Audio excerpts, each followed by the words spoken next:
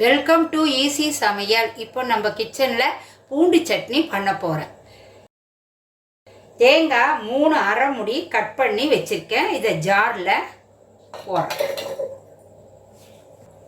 3 பல் பூண்டு,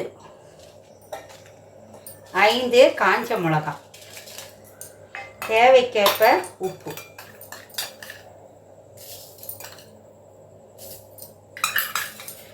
நம்ம இந்த ஜாரில் மூடி போட்டு அரைக்கணும்.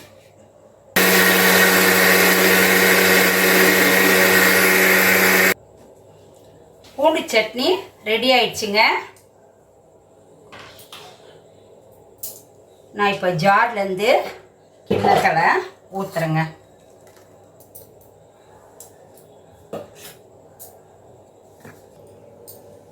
பூண்டு சட்னி ரெடி ஆயிடுச்சுங்க.